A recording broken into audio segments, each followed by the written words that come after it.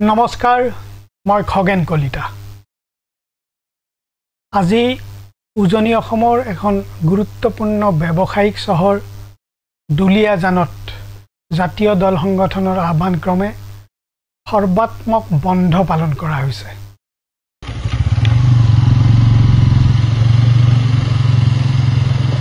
এই যি বন্ধ পালন কৰা হৈছে তাৰ আৰৰ যিখিনি কাহিনী এই কাহিনীয়ে কিন্তু সচেতন মহলৰ মনত কিছুমান প্ৰশ্ন উত্থাপন কৰিছে। আমাৰ অসমীয়াত এষাৰ কথা আছে, চিলনীয়ে কাণখন নিলে বুলি কোনোবাই কোৱাৰ পিছত কাণখন খেপিয়াই নাচাই চিলনীৰ পিছে পিছে আমি দৌৰি থাকো। এক কথাত আন এক কথা আছে, সেয়া হ'ল আমি হাল এৰি শিয়াল খেদাত অধিক গুৰুত্ব দিওঁ। দুলিয়াজানত আজি যিটো বন্ধ পালন কৰা হৈছে এই বন্ধই যেন এই দুয়োটা কথাকেই এবাৰ মানুহৰ মনলৈ আনিছে। তাৰ কাৰণটো অত্যন্ত ভাবি চাবলগীয়া। দুটা পৰিয়ালৰ এটা তেল ডিপুক লৈ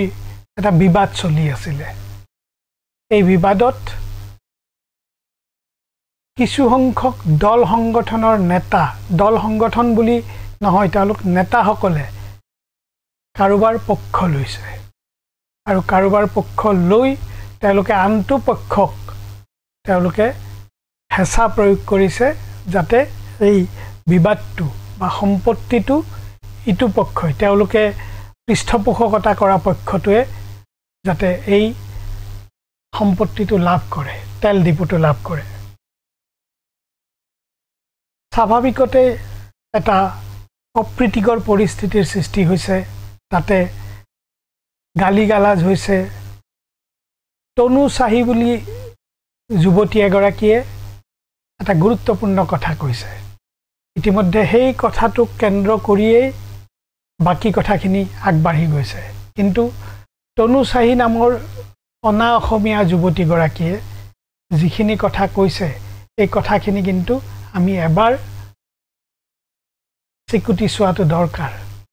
তেওঁ এটা গুৰুত্বপূৰ্ণ বাক্য কৈছে, সেয়া হ'ল ফ্ৰীতে খাব বিচৰা এইসকল মানুহ। তাত যিসকল মানুহ উপস্থিত আছিল তেওঁলোকক উদ্দেশ্যি যুৱতীগৰাকীয়ে কৈছিল যে এওঁলোকে আচলতে ফ্ৰীতে খাব খোজে।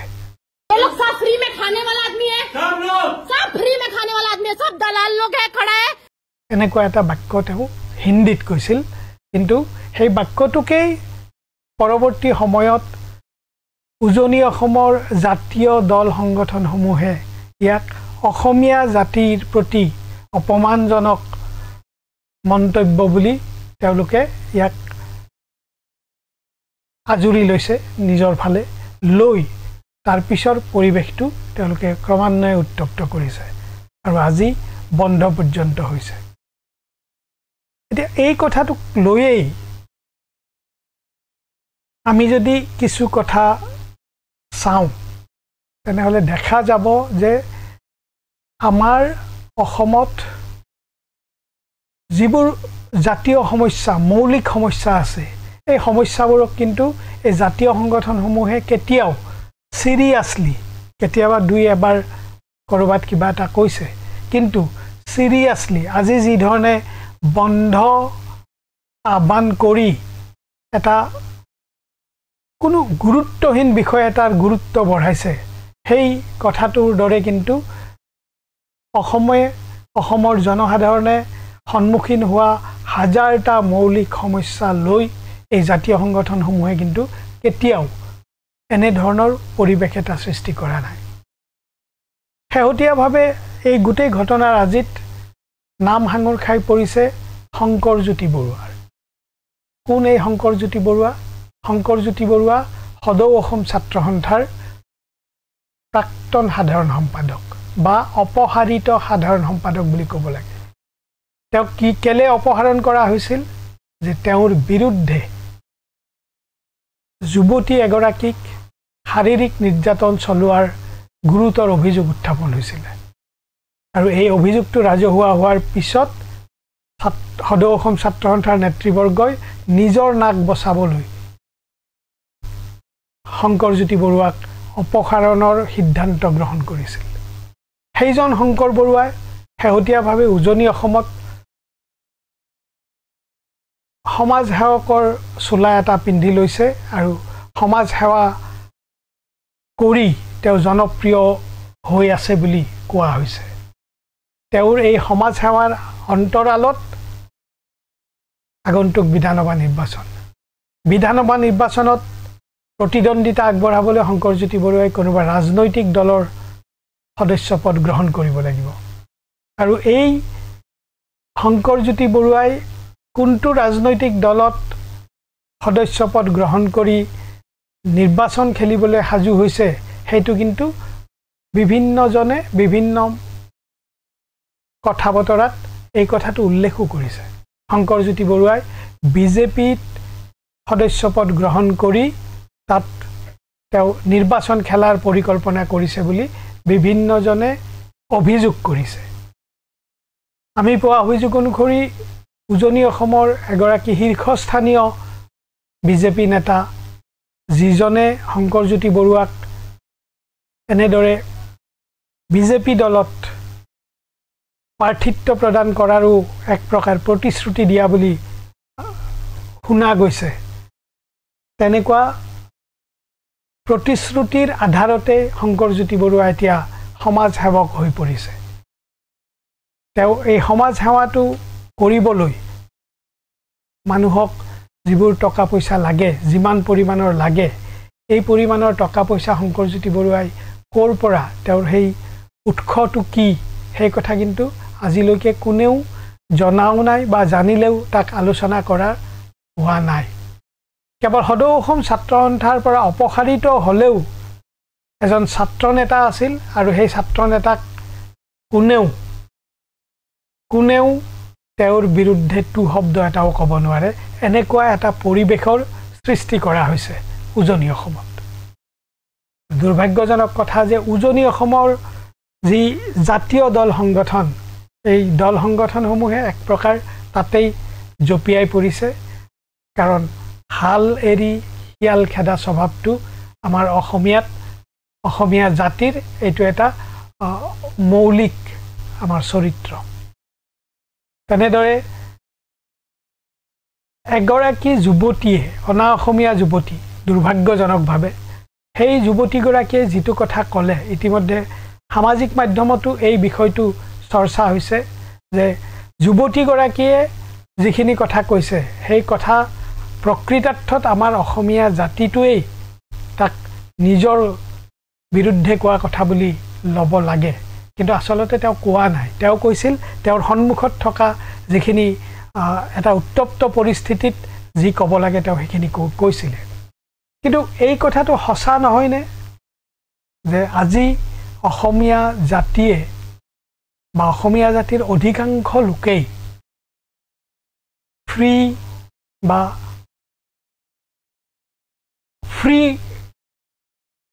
খাদ্য খাবলৈ আজি উন্মুখ হৈ আছে ফ্ৰীতে পোৱা চাউল ফ্ৰীতে পোৱা 1250 টকা এই সকলোবোৰ লৈয়ে আমাৰ অসমীয়া মানুহ সন্তুষ্ট থাকিব বিচাৰিছে আৰু সেইবাবেই হয়তো এগৰাকী অনা অসমীয়া যুৱতীয়ে এই কথাটো তেওঁৰ চকুত পৰি আছে আৰু এই চকুত পৰাৰ পিছত তেওঁ কথা প্ৰসংগত এই কথাখিনি কৈছে আৰু তাকেই এটা ইস্যু কৰি লোৱা হৈছে আৰু হেয়াও কৈ আছে যে দুটা পৰিয়ালৰ মাজত এটা সম্পত্তিৰ বিবাদ এই বিবাদত আচলতে জাতীয় দল সংগঠনসমূহৰ কি কাম এই কথাটো এটা উত্তৰবিহীন প্ৰশ্ন উত্তৰ কোনেও পাব পৰা নাই এতিয়ালৈকে দুটা পৰিয়ালৰ এটা পেট্ৰল ডিপোৰ মালিকী স্বত্বটো কাৰ হাতত থাকিব তাক লৈ যি বিবাদ এই বিবাদত লাচিত সেনাৰ কি কাম ছাত্ৰ সন্থাৰ লগত জড়িত যুৱক যুৱতীসকলৰ কি কাম এই কথাবোৰ কিন্তু কোনেও যেন ভাবাৰো প্ৰয়োজন বোধ কৰা নাই কাৰণ মই পুনৰ দোহাৰিম যে চিলনীয়ে কাণখন নিলে আমি নিজৰ কাণখন নিলে নে নাই নিয়া হেতু খেপিয়াই চোৱাৰ প্ৰয়োজন বোধ কৰা নাই তাৰ বিপৰীতে আমি চিলনীটোৰ পিছে পিছে দৌৰাৰ চেষ্টা চলাইছো পুনৰ আহো শংকৰ বৰুৱাৰ কথালৈ শংকৰ বৰুৱাই ইতিমধ্যে বিজেপি দলত যোগদান কৰিব বুলি উজনি অসমৰ বিভিন্ন মহলত চৰ্চা চলিছে দুলিয়াজানৰ বিধায়ক গৰাকীৰ তেওঁ শক্তিশালী প্ৰতিদ্বন্দ্বী হ'ব পাৰে বুলি কাৰণ দুলিয়াজানৰ বিধায়ক গৰাকীও বিজেপি দলৰে গতিকে ইতিমধ্যে তেৰজ গোৱালা নামৰ যিগৰাকী বিধায়ক তেওঁ ৰাজহুৱাকৈ কৈছে যে তেওঁই আৰক্ষীক ফোন কৰি জনাইছে আৰক্ষী অধীক্ষকক ফোন কৰি জনাইছে আৰু তেওঁ গ্ৰেপ্তাৰ কৰা হৈছে পিছৰ কথাখিনি হ'ল যে আৰক্ষীয়ে নীতি বহিৰ্ভূতভাৱে শংকৰজ্যোতি বৰুৱাক হেণ্ডকাফ লগাইছে হেণ্ডকাফ লগোৱাৰ যিবোৰ আইনী দিশ আছে এই আইনী দিশবোৰ কি হৈছে সেই কথাবোৰ আইনে বিচাৰ কৰিব মই সেই কথাটো ক'ব নাযাওঁ কিন্তু এগৰাকী অধিবক্তাক আৰক্ষীয়ে নীতি বহিৰ্ভূতভাৱে হেণ্ডকাফ লগোৱাৰ অপৰাধত প্ৰায়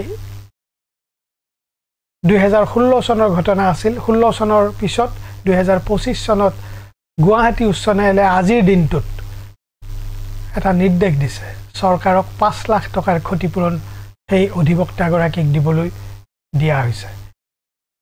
কি পৰিস্থিতিত আৰক্ষীয়ে এগৰাকী অভিযুক্তক হেণ্ডকাফ লগাব পাৰে বা নোৱাৰে লগালে কি হয় বা নলগালে কি হয় এই কথাবোৰ আমি হয়তো ইমান জনাৰ উপায় নাই কোনোবাই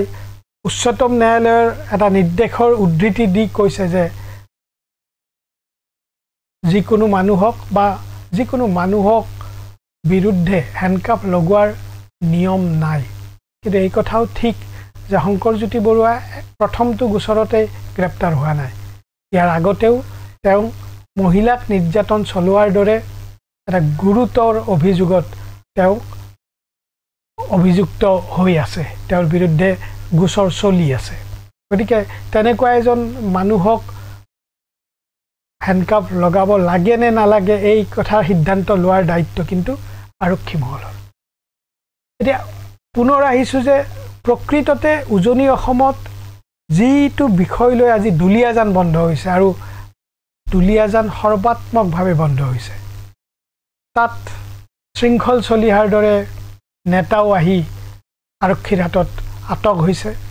এই কথাবোৰ অলপ ভাবি চাবলগীয়া এই কাৰণেই যে উজনি অসমত এগৰাকী যুৱতীয়ে কেইজনমান মানুহক উদ্দেশ্যি নকবলগীয়া কথা এটা ক'লে সেইটোৱেই উজনি অসমৰ যিখিনি অসমীয়া মানুহ জাতীয় চেতনা সম্পন্ন মানুহ তেওঁলোকৰ জাতীয় চেতনাত ইমান বেছি আঘাত কৰিব পাৰেনে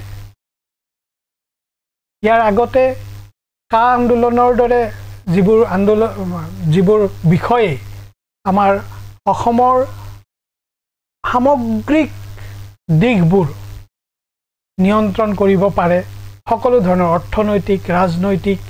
সাংস্কৃতিক সকলো ধৰণৰ দিশবোৰ নিয়ন্ত্ৰণ কৰিব পাৰে তেনেকুৱা বিষয়ত বিভিন্নজনক হেণ্ডকাফ লগোৱা হৈছিল তেতিয়াতো উজনি অসমৰ ৰাইজে আজি যি ধৰণে বন্ধ পালন কৰি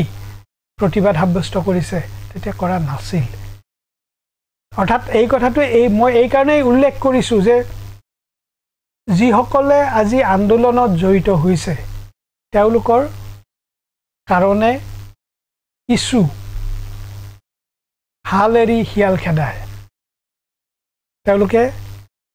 বিভিন্ন বিষয় আছে অসমৰ মানুহক জুৰুলা কৰা বিভিন্ন ধৰণৰ সমস্যা আছে এই সমস্যালৈ এই জাতীয় সংগঠনবোৰৰ নেতাই কেতিয়াও ভবাও নাই আৰু ৰাইজৰ হৈ তেওঁলোকে এনেকুৱা আন্দোলনৰ কাৰ্যসূচীও গ্ৰহণ কৰা নাই শেহতীয়াভাৱে লাচিত বৰফুকনক আগত লৈ বিভিন্ন দল সংগঠনে তেওঁলোকৰ কাম কাজবোৰ আগবঢ়াই নি আছে লাচিত বৰফুকন এনে এক চৰিত্ৰ মোৰটো